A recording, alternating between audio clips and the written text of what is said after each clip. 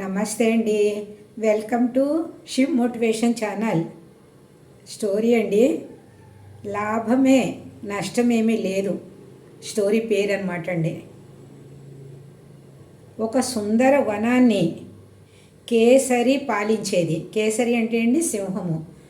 దానికి మంత్రి కుందేలు. మృగరాజు ఒకరోజు కుందేలుని పిలిచి, మన అడవిలో అత్యవసరముగా ఎవరికైనా సహాయం చేయాల్సి ఉందా అని అడిగాడు. మంత్రి గారిని సింహం అడిగింది, కుందేలుని, ఎవరైనా ఈ రాజ్యంలోకి ఎవరికైనా సహాయం చెయ్యాలా అని అడిగాడండి రాజు. మృగరాజా, సాయం కోసం చూసేది వృద్ధ ప్రాణులే. ఎవరికి సాయం చేయవలసి వస్తుందండి? వృద్ధులకి. పాపం వయసులో ఉన్నవాళ్ళు సంపాదించుకుని ఎలా తినగలుగుతారు? చిన్నపిల్లలు తల్లిదండ్రుల మీద ఆధారపడి ఉంటారు. ఇంకెవరండి మిగిలిన వాళ్ళు సాయం చేయవలసిన వాళ్ళు వృద్ధులే. వాళ్ళు ఏమి చేయలేరు అని కుందేలు చెప్తుంది. అప్పుడు జంతువులతో సమావేశం ఏర్పాటు చేసేది మృగరాజు. వృద్ధ జీవుల సంరక్షణకు సూచనలు ఇవ్వాలని కోరింది సింహం. అప్పుడు ఏదైనా ఎలా మనం సాయం చేయాలి, అది మీరు సలహా ఇవ్వండి అని మంత్రి గారి కుందేలుతోటి చెప్తుంది సింహం. రాజా, మనం తెచ్చుకునే ఆహారంలో కొంత భాగం వాటికి ఇస్తే బాగుంటుందని నా అభిప్రాయము. మంత్రి ఏం చెప్తుందండి? కుందేలు, మనం సంపాదించిన దాంట్లో కొంచెము వాళ్ళకు సహాయం చేస్తే వాళ్ళకు సహాయం పూర్తిగా అందుతుందని సలహా ఇస్తుంది అని నా అభిప్రాయము. అలా ఇస్తే మనకేమైనా లాభం ఉందా అంది నక్క. ఇంకో వేరే జంతువు వచ్చి అంటుంది, అలా చేస్తే మనకేమైనా లాభం ఉంటుందా ఉండదా? నక్క ఎప్పుడు జిత్తులు మారే ఉంటుందండి, అలాంటి మాటలు మాట్లాడుతుంది. అందువల్ల అంటుంది, అలాగే మనం సంపాదించిన సగం మనం వాళ్ళకి ఇచ్చేస్తే మనకి ఏమైనా లాభం ఉంటుందా లేదా అని నక్క ప్రశ్నిస్తుంది. అవి మనలా పరిగెత్తలేకపోవచ్చు, కానీ అరుస్తూ వేటగాళ్ళ బారి నుంచి నా పిల్లలను కాపాడాయి అంది జింక. ఇంకో జింక ఏమందండి, ఏమీ చేయలేవు. వృద్ధులు ఉన్న వాళ్ళ ఇంట్లో ఏం జరుగుతుందండి? ఎవరు తొందరగా చొరవగా ఇంట్లోకి రాలేరు, బయట కూర్చునే ఉంటారు వృద్ధులు. మగాయన ఏంటి, ఆడవాళ్ళు ఏంటి, ఎక్కడి నుంచి వచ్చావు, నీ పేరేంటి, నువ్వు ఎందుకు వచ్చావు అని ముందు క్వశ్చన్స్ వాళ్ళకి వేస్తారు. అప్పుడు వాళ్ళు ఇంట్లో ఎంటర్ అవ్వగలుగుతారు. అదే ఎవరు లేకపోతే ఇంట్లోకి దూసుకొచ్చేస్తారు. అలాగే జింక ఏం చెప్పిందండి, వాళ్ళు ఉండటం వల్ల నా పిల్లల్ని వాళ్ళే రక్షించారు, వృద్ధజీవులని రక్షించారు.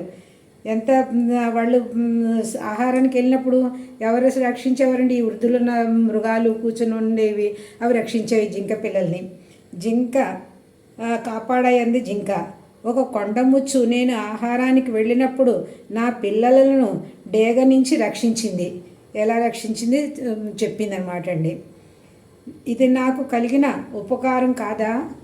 నా పిల్లలను రక్షించారు వాళ్ళు వృద్ధులు, ఇది నాకు ఉపకారం అవ్వలేదా అని చెప్తుంది. అది నాకు కలిగిన ఉపకారం కాదా అంది ఉడత. అవును మృగరాజా, మేము ఆహారం కోసం వెళ్ళినప్పుడు మా పిల్లలను వృద్ధ జంతువులే చూసుకుంటున్నాయి, కాబట్టి వాటిని చూసుకోవటం మన బాధ్యత. మన పిల్లలందరినీ వృద్ధజీవులే రక్షిస్తున్నాయి, అందువల్ల మన బాధ్యత వృద్ధ జంతువుల్ని చూడవలసిన అవసరం మనకుంది అని అంటుంది.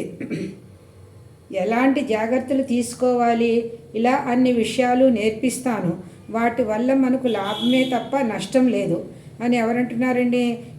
ఎలాంటి జాగ్రత్తలు తీసుకోవాలి అన్నీ మంత్రి చెప్తుందన్నమాట.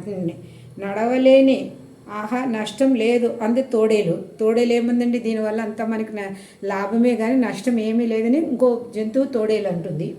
అప్పుడు మృగరాజు, నడవలేని, ఆహారం తెచ్చుకోలేని జీవులకు మిగతా జంతువులే తీసుకొచ్చి ఇవ్వాలి, ఇది బాధ్యతగా భావించాలి అని చెప్పింది.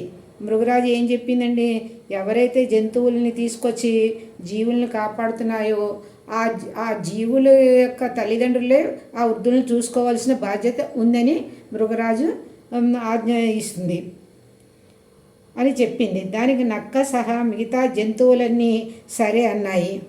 అది నిజమే కదండి. మన పిల్లలు మనం చూస్తుంటే మనము ఇప్పుడు ఉద్యోగానికి వెళ్ళిపోతే మన పిల్లల్ని చూసేవాళ్ళకి మనకు డబ్బులు ఇవ్వాలి కదండి. సేమ్ అలాగే ఇది కూడా, జంతువులు కూడా అలాగే రూల్ ఫాలో అయ్యింది. ఎలాగండి, వాళ్ళ పిల్లల్ని వాళ్ళని రక్షించడానికి ఎవరైతే వృద్ధులు ఉన్నారో వాళ్ళని చూసే బాధ్యత కూడా వాళ్ళదే అని సింహం చెప్పడంతో అన్నీ ఒప్పుకున్నాయి దీనికి. జంతువులన్నీ సరే అన్నాయి. ఎలుగుబంటి ముందుకొచ్చి ఎవరికైనా అనారోగ్యం సోకితే ఉచితంగానే వైద్యం చేస్తాను అంది. ఎలుగుబంటి ఏమందండి, ఎవరికైనా ఆరోగ్యం బాగోకపోతే నేను డబ్బులు తీసుకొని ఊరికి నేను వైద్యం చేస్తానని చెప్పిందండి. ఆ ఆలోచనకు మృగరాజు అభినందించింది. మృగరాజు ఎంతో సంతోషపడింది ఎలుగుబంటికి, డబ్బులు తీసుకోకుండా వైద్యం చేస్తుంది ఎలుగుబంటిని. ఇది ఎప్పటి నుంచి వృద్ధజీవులకు ఎలాంటి ఆపద రాకుండా చూసుకున్నాయి మిగతా జంతువులు.